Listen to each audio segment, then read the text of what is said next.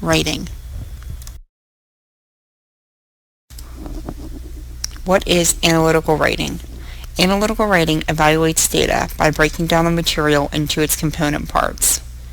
It distinguishes the important from the less important by breaking down the material and then examining the relationship between the parts. And it relates one idea and its details to another by bringing the parts back into a whole.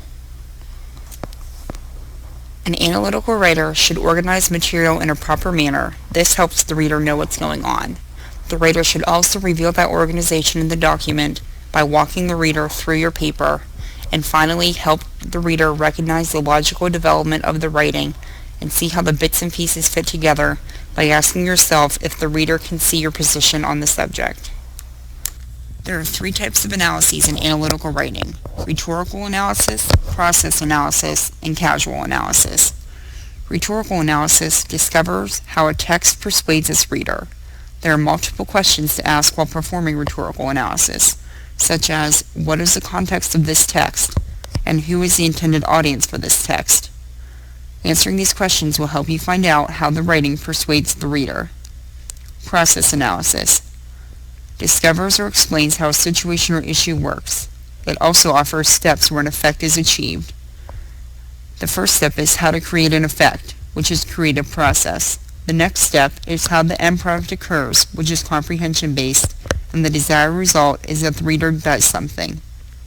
Casual analysis also discovers or explains how a situation or issue works, but it focuses on why the event happens.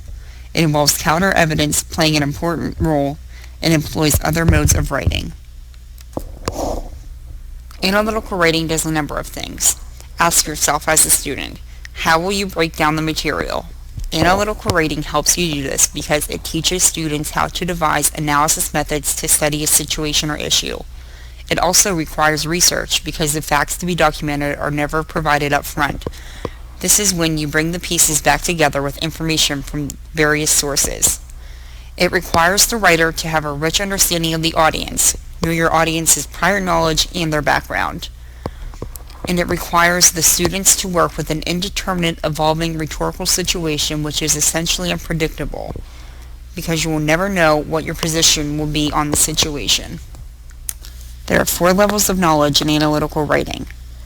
These require you to know the limits of your information and where the gaps lie. Examples are what you know and what you don't know.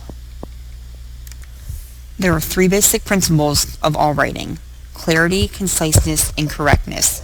Clarity ensures that you are understood.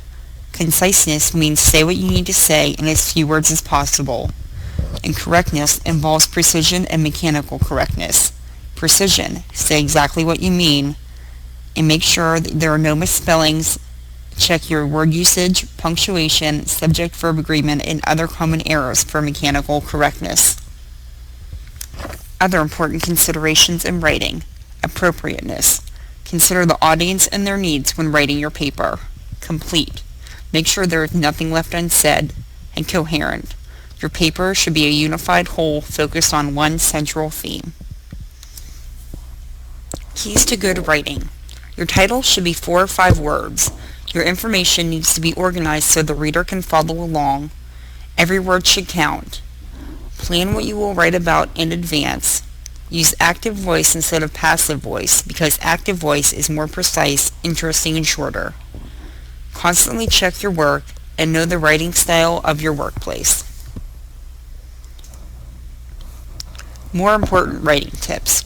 Use simple and complex sentences in order to be precise. Have a variety of word order to keep your reader interested. Make sure your reader can tell your ideas and the details apart. Use 1 or 2 syllable words to keep it simple. Minimize your use of internal punctuation. Don't use prepositional phrases, and think about your use of dependent clauses, and if you use them, don't put them at the beginning of a sentence.